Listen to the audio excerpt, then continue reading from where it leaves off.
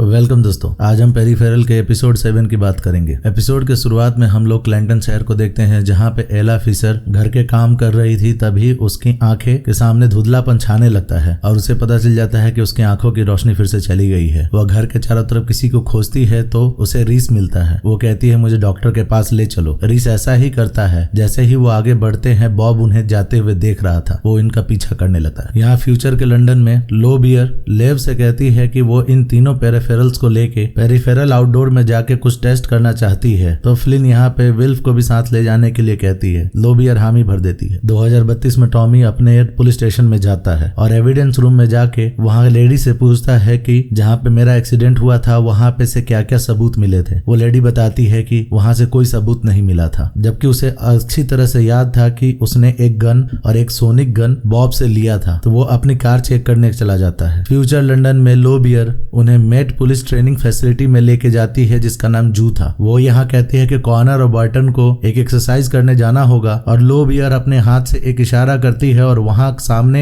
एक डेवरिस पूरी बिल्डिंग में बदल जाती है। कॉर्नर और बर्टन बिट्रिस के साथ उस बिल्डिंग के अंदर चले जाते हैं। लो बियर फ्लिन को लेके दूसरी फैसिलिटी में चली जाती है। यहाँ बिल्डिंग में आने के बाद बिट्रिस कॉर्नर और बर्टन को रूल्स बताती है कि उन्हें हर एक फ्लोर से होते हुए टॉप फ्लोर पे पहुंचना है और वहां पे एक सरप्राइज होगा और हर फ्लोर पे उन्हें कुछ लोगों का सामना करना होगा और हर फ्लोर पे ये लोग इंक्रीज होते चले जाएंगे। बर्टन और कॉर्नर इन रूल को समझ जाते हैं। तभी उनके चारों तरफ आर्म गार्ड बनने लगते हैं। इधर टॉमी अपने कार के पास पहुंच जाता है और अंदर चेक करने पे उसे बॉब की गन और वो सोनिक हथियार भी मिल जाता है। तभी उसके पास शेरिफ जैक्सन का कॉल आता है। जैक्सन टॉमी को कॉर्बेल के घर पे बुलाता है। इसी समय बॉब हॉस्पिटल में एंटर करता है, जहां उसका सामना रीस से होता है। दोनों के मध्य में लड़ाई होती है, लेकिन बॉब रीस को गोलियों से भून देता है और वो मर जाता है। इधर डी टॉमी को कॉल करने की कोशिश करती है, लेकिन उसका कॉल नहीं लगता। वो और एला दोनों बाहर आते हैं और बॉब उन्हें गन पॉइंट पे रख लेता है। इधर फ्यूचर लंदन में ओशियन और ऐश बात कर रहे होते हैं कि कैसे उस इंस्पेक्टर ने उनका डीएनए का सैंपल ले लिया है। लेव ऐश को बुलाता है और कहता है कि पेरिफेरल को एक्सेस करो।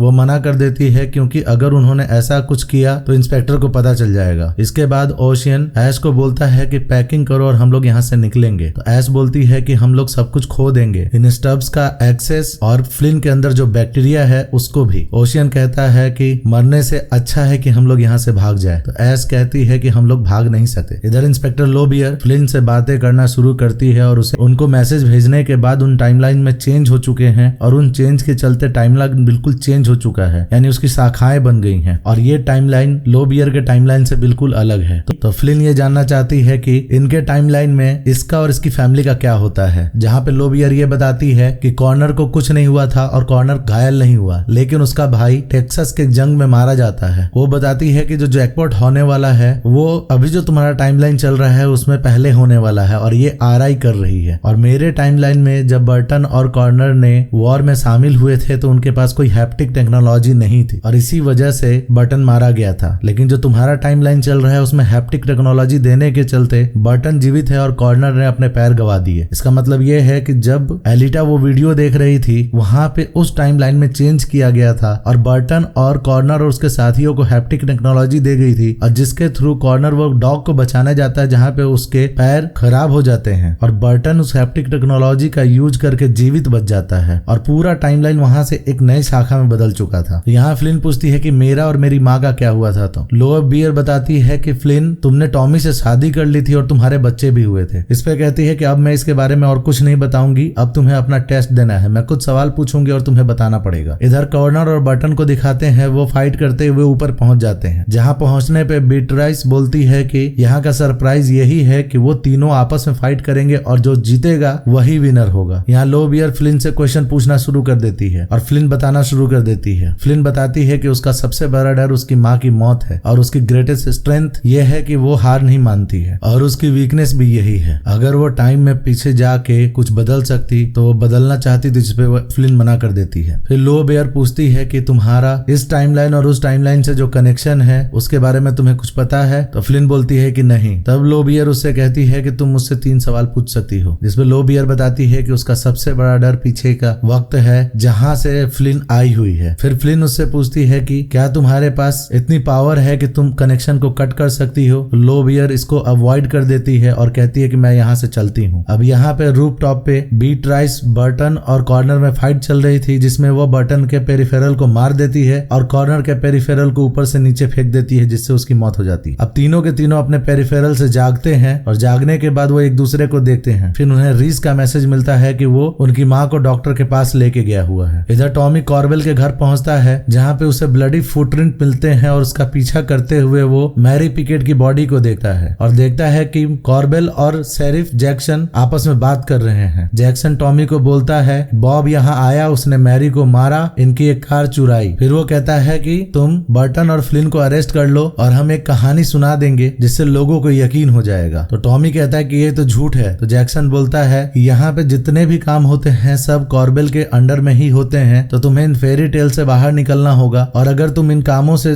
रिफ्यूज करते हो तो तुम्हारे लिए बुरा होगा, तुम्हें नौकरी से निकाल दिया जाएगा और तुम दर दर की ठोकरें खाओगे। इतना सुन के टॉमी वहां से चला जाता है और जैसे ही वो अपने कार में बैठता है वो देखता है कि उसके सामने बॉब की गन है और सोनिक गन है। उसके दिमाग में कोई प्लानिंग आती है और सीन यहाँ से कट होकर सीधे फ्यूचर के लंदन में चला जाता है, जहाँ बीट्रिस लो बियर को कॉर्नर और बर्टन की एक्सरसाइज के बारे में बताती है और वो कहती है कि बर्टन प्रिडिक्टेबल था लेकिन वो कॉर्नर को अपने हेल्प के लिए बुला सकते हैं। तभी वहां पे चेरिस न्यूलैंड आ जाती है जो लो बियर से मिलती है। वो बीट्रिस को देखती है और ये रिवील करती है कि बीट्रिस जो है एक पेरिफेरल है और वो यहाँ पे हिंट दे देती है कि बीट्रिस को इंस्पेक्टर लो बियर के डॉटर के फॉर्म में बनाया गया है। लो बियर बीट्रिस को पावर डाउन होने के लिए बोलती है और लास्ट के 5 मिनट को इरेज कर देने के लिए कहती है। अब वो चेरिस से पूछती है कि वो यहाँ पे क्यों आई है। चेरिस कहती है कि उसका कोई सामान चोरी हो गया है और वो लॉ से अपनी मदद चाहती है। इधर बर्टन को रियलाइज हो जाता है कि उसकी हैप्टिक टेक्नोलॉजी रीस को रीड नहीं कर पा रही है। वो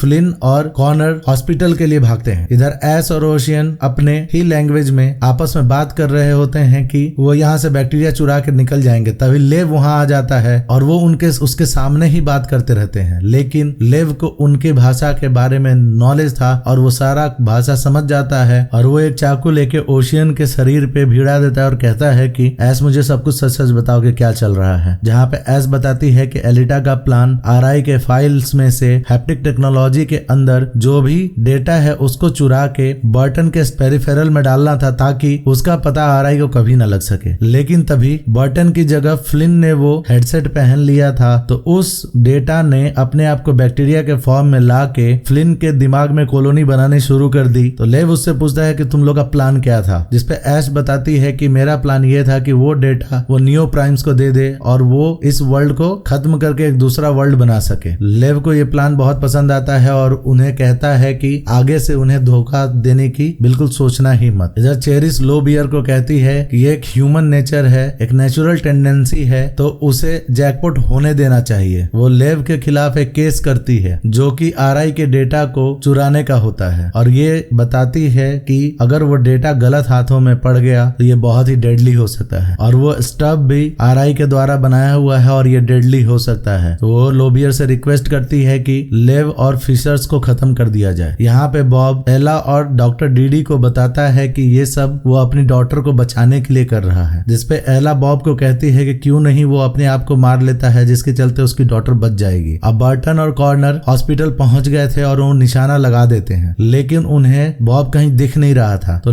कॉर्नर अपने हैप्टिक टेक्नोलॉजी की मदद से रिस की बॉडी को कनेक्ट करता है, जिसके चलते रिस की बॉडी थोड़ी सी हिल जाती है। बॉब को लगता है कि वो जिंदा है और वो चेक करने जाता है। बर्टन को अपॉर्चुनिटी मिलती है और वो एक गोली से सीधे उसे शूट कर देता है, जहां से बॉब की डेथ हो जाती है। टॉमी वापस शेरिफ जैक्सन के पास जाता है और उससे कहता है कि क्यों ना मैं तुम्हें एक नई स्टोरी सुनाता हूँ। और वो कहता है कि बॉब यहाँ पे आया, उसने कॉर्बेल की वाइफ को मारा, तभी तुम यहाँ पे पहुंचे और उसने तुम्हें भी मार दिया। और वो जैक्सन को गोली मारता है जिससे जैक्सन की मौत वहीं हो जाती है। कॉर्बेल उठ खड़ा होता है, उसे समझ में आ गया था कि टॉमी उसे भी नहीं छोड़ने वाला। वो उसे एक प्रस्ताव देना चाहता था, लेकिन वो कॉर्बेल को सोनिक गन के थ्रू मार डालता है और ये एपिसोड यहीं खत्म हो जाता है। एपिसोड 8 के शुरुआत में हम लोग 2028 का एक फ्लैशबैक देखते हैं, जहाँ पे कॉर्नर हॉस्पिटल बेड में है क्योंकि वो अपने पैर खो चुका है, जहाँ पे फ्लिन भी बैठी थी। कॉर्नर फ्लिन से कहता है कि गेम की तरह क्या हम लोग रिबूट करके वापस अपने पुराने समय में नहीं जा सकते? यहाँ पे मैं उस डॉग को मारना चाहता हूँ, ना कि उसे बचाना चाहता हूँ। और सीन शिफ्ट होके 2032 में आ जाता है, जहाँ पे टॉमी कॉर्बेल और जैक्सन को मारने के बाद अपने कार में आके बैठता है और उन गन्स को एविडेंस बैग में वापस डाल देता है और रेडियो से पुलिस को हेल्प के लिए बुलाता है। थोड़ी देर में पुलिस और एम्बुलेंस यहाँ आ जाती है। डॉक्टर जब चेक करते हैं तो कॉर्बेल के शरीर में हल्का पल्स बाकी था। तभी पुलिस ऑफिसर और टॉमी को यह खबर लगती है कि हॉस्पिटल के आसपास भी गोलियां चलने की आवाज आई है। टॉमी मेडिकल सेंटर की तरफ भागता है और वहां पे जाके वो सबको सुरक्षित पाता है तो बहुत खुश होता है। यहाँ फ्यूचर के लंदन में फ्लिन, कॉर्नर और बर्टन का पेरिफेरल लो बियर के साथ बैठ के बात कर रहा था, जहाँ पे लो बियर उन्हें रिसोर्स प्रोवाइड करने का वादा करती है ताकि वो आने वाले जैकपॉट को पता कर सके। फ्लिन लो बियर से अपनी मॉम को ठीक करने के लिए पूछती है। लो बियर कंसल्ट करती है और कंसल्ट करने के बाद उसे पता चलता है कि एला अब ठीक नहीं हो सकती है। जो कुछ वो लोग कर सकते थे उन्होंने कर दिया और अब एला के पास सिर्फ 23 दिन बाकी हैं। ये बात वो फ्लिन को बता देती है। फ्लिन और कॉर्नर और बर्टन के अपने समय में वापस जागते हैं, जहाँ पे फ्लिन काफी दुखी थी तो बर्टन उसे संभालता है। अब फ्लिन अपनी माँ के साथ कुछ भावुक क्षण बिताती है क्योंकि उसे पता था कि सिर्फ 23 दिन ही वो जीवित रह पाएगी। इधर फ्यूचर लंदन में एस चेरिस न्यूलैंड के पास जाती है और उसे बताती है कि आरआई का डेटा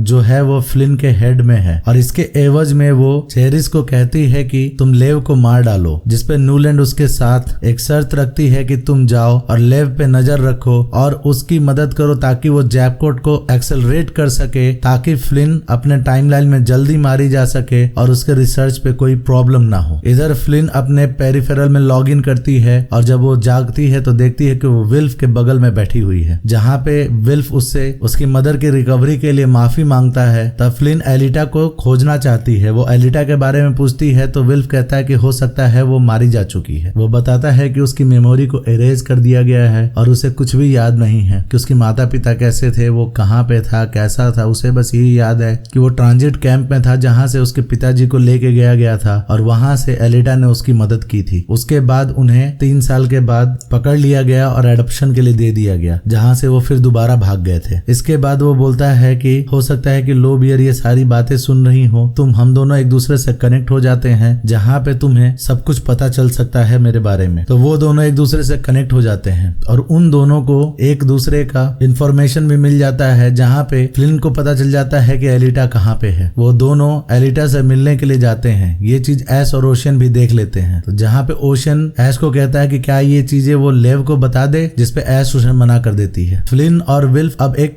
पब्लिक पार्क में पहुंच जाते हैं, जहाँ पे यंगर एलिटा का पेरिफेरल उनका वेट कर रहा था। वो फ्लिन को कहती है कि तुम दूर चली जाओ क्योंकि तुम्हारे पेरिफेरल के आंख और कान दूसरे भी यूज कर सकते हैं। तो फ्लिन दूर चली जाती है। एलिटा विल्फ को लेके आगे बढ़ती है और उसे बताती है कि जो इम्प्लांट उनके हेड में लगाया गया था उससे मेमोरीज मिटाई जाती हैं। विल्फ कहता है कि उनकी तो सिर्फ बुरी मेमोरीज मिटाई जाती हैं, जिस पे एलिटा रिवील करती है कि नहीं, उनकी सारी मेमोरीज को मिटा दिया जाता है। वो एक जगह पे पहुंचती है और पहुंचने के बाद कहती है कि यहीं पे क्लेप्ट ने उनकी फैमिलीज को मारा था। क्लेप्ट वो ग्रुप था जो यहाँ पे शांति बनाए रखना चाहता था। तो 5 मिलियन पीपल्स को उस दिन मार दिया गया था और कहा गया था कि ये एक बीमारी के फैलने के चलते हुआ है। वो उसके अंदर से एक कंकाल भी निकाल के विल्फ को दिखाती है। तभी वहां पे एलिटा के कुछ दोस्त भी आ जाते हैं और वो कहती है कि वो लोगों को इकट्ठा कर रही है और उन्हें वो डेटा चाहिए जो फ्लिन के हेड में है। इधर हमें 2032 का समय दिखाया जाता है, जहाँ पे जैस्पर और उसके 3 दोस्त बार में बैठे हुए होते हैं। उनमें से एक कहता है कि वो इस बिजनेस को कॉर्बेल के बाद टेक ओवर कर लेगा और वो लोग जैस्पर का इंसल्ट भी करते हैं और काफी दारू भी पी लेते हैं। जैस्पर उन लोगों को लेके घर जा रहा होता है, तभी उसके दिमाग में कुछ सूझता है और वो उस कार को रेलवे ट्रैक के बीच में खड़ा करके लॉक करके बाहर चला जाता है और वो बिली को फोन करता है। वो उसे सारी बातें बताता है तो बिलियन कहती है कि मैंने तुमसे तुम्हारी काइंडनेस के लिए शादी की थी और तुम अब बदल रहे हो। जैस्पर का दिमाग खुल जाता है। जैसे ही वो उन लोगों को बचाने के लिए जाता है, वो देखता है कि गाड़ी लॉक हो चुकी है और कार की चाबी उसने अंदर ही छोड़ दी थी। वो उन्हें बचा नहीं पाता और ट्रेन के एक्सीडेंट में उन तीनों लोगों की मौत हो जाती है। अगले दिन टॉमी फ्लिन से मिलता है और उससे कहता है कि तुम लोग मुझसे क्या छुपा रहे हो, क्योंकि होमलैंड सिक्योरिटी से हमें एक वार्निंग मिली है कि मिसाइल साइलो पे हमला हो सकता है। फ्लिन अपने पेरिफेरल में लॉग इन करती है और एस से मिलने जाती है। एस उसे सब कुछ बता देती है। फ्लिन कॉर्नर को बोलती है कि तुम अपने पेरिफेरल में लॉग इन करो। वो उसे सब कुछ बता के कहती है कि उसे एक अपना नया स्टब बनाना पड़ेगा और उसे रिबूट करना पड़ेगा। इधर फ्लिन लोबियर से जाके मिलती है और उनसे अपने अलायंस के बारे में बातें करती है। तो लोबियर बताती है कि वो नया न्यू स्टब नहीं बना सकती, बट वो बता सकती है कि तुम ये कैसे कर सकती। तो फ्लिन कहती है कि बटन को उसके प्लान के बारे में पता न चले, ताकि चेरिस को लगे लगे कि लो बियर ने चेरिस की मदद की है ताकि फ्लिन का वर्ल्ड डिस्ट्रक्शन से बच जाए। लो बियर फ्लिन को आरआई के एक सब पोर्टल साइट पे भेज देती है। फ्लिन वहां पे जाती है और वहां पे गार्ड पेरिफेरल्स जो होते हैं जिनको चेरिस कंट्रोल कर रही होती है उनके साथ फाइट करती है और सबको हराने के बाद वो एक मशीन देखती है जिसके ऊपर एक वॉच लगा हुआ था और वहां पे टाइमलाइन के काफी सारे शाखाएं बनी हुई थी। वो उस वॉच को उठाती है और उसे तोड़ देती है ताकि चेरिस को ये पता न चले कि फ्लिन कहाँ पे है और फ्लिन को ये पता रहे कि चेरिस कहाँ पे है। तभी एक फ्लैशबैक दिखाया जाता है जहाँ पे कॉनर और फ्लिन आपस में बात कर रहे होते हैं, जहाँ पे फ्लिन ये प्लान करती है कि कॉनर फ्लिन को इस वर्ल्ड में मार डालेगा और वो ऐसे मारेगा कि चेरिस को लगे कि लो बियर ने किसी के थ्रू उसे मरवाया है ताकि चेरिस उन लोगों के बीच में अड़ंगा ना लगाए और वो किसी दूसरे टाइमलाइन के थ्रू अपने पेरिफेरल को यूज करेगी। फ्लिन बड़े आराम से अपने समय में चल रही होती है। कॉर्नर स्नाइपर राइफल से उस पे निशाना लगाए हुए था। जैसे ही फ्लिन 10 तक गिनती है और वो सारी मेमोरी याद करती है जो उसने अपने लोगों के साथ बिताई थी और एक गन शॉट की आवाज आती है और फ्लिन वहीं मारी जाती है। फ्लिन इधर अपने पेरिफेरल में जागती है जो लंदन में था और लो बियर उसके सामने बैठी हुई थी। एक पोस्ट क्रेडिट सीन भी है जिसमें लेव और उसकी वाइफ एक जगह पे पहुंचते हैं जहां पे उसकी वाइफ देखती है कि 3 बूढ़े व्यक्ति लेव का इंतजार कर रहे हैं। वो वहां से चली जाती है और लेव उसी टेबल के पास चला जाता है। वो व्यक्ति बताते हैं कि लेव का फादर का तबीयत बहुत खराब है और उसकी जगह पे ये 3 लोग उससे बात करने के लिए आए हैं। वो बताते हैं कि तुम्हारे अभी के कुछ एक्शंस ने क्लेप्ट को रिस्क पे ला दिया है और वो उन पेरिफेरल्स को बंद कर दे ताकि ये सारी जो ट्री और टाइमलाइन बने हैं वो बंद हो जाए। और वो लेव को उसके बीवी और बच्चों के लिए धमकी भी देते हैं और ये सीजन यहीं पे खत्म हो जाता है। ये सीजन बहुत सारे सवाल छोड़ के गया है। इसमें ह्यूमन और टेक्नोलॉजी के बीच में बहुत सारे रिलेशन दिखाए गए हैं। यहाँ पे फ्लिन अपने वर्ल्ड में अपने आप को मरवा देती है और किसी दूसरे टाइमलाइन के थ्रू अपने पेरिफेरल में फ्यूचर में वापस चली जाती है। अब यहाँ ये भी हो सकता है कि जो फ्लिन को यहाँ पे अपने वर्ल्ड में दिखाया जा रहा है हो सकता है वो भी पेरिफेरल ही हो या वो ह्यूमन है और उसके भी सिर के अंदर कोई डिवाइस लगा के उसकी भी मेमोरीज को मिटा दिया गया हो और उसे एक दूसरे जीवन देने की कोशिश की गई हो। क्योंकि यहाँ पे लो बियर बताती है कि उसके टाइमलाइन में बर्टन मर चुका था। तो यहाँ पे आरआई का क्या खेल चल रहा है जिन्होंने उस टाइमलाइन को चेंज करके एक नया टाइमलाइन लेके आए जिसमें कॉर्नर के पैर खराब हो चुके थे लेकिन बर्टन जीवित था। वो बर्टन को लेके क्या प्लान कर रहे थे और गलती से फ्लिन बर्टन की जगह पे लॉग इन कर जाती है और सारा डेटा फ्लिन के दिमाग में चला जाता है। अब फ्लिन तो अपने आप को मरवा चुकी है लेकिन वो सारा डेटा भी फ्लिन के दिमाग में है जिसके थ्रू वो कनेक्ट कर सकती है। अब इन सारे सवालों के जवाब हमें सेकंड सीजन में मिलेंगे। तो चलिए हम लोग सेकंड सीजन का वेट करते हैं। तब तक के लिए धन्यवाद।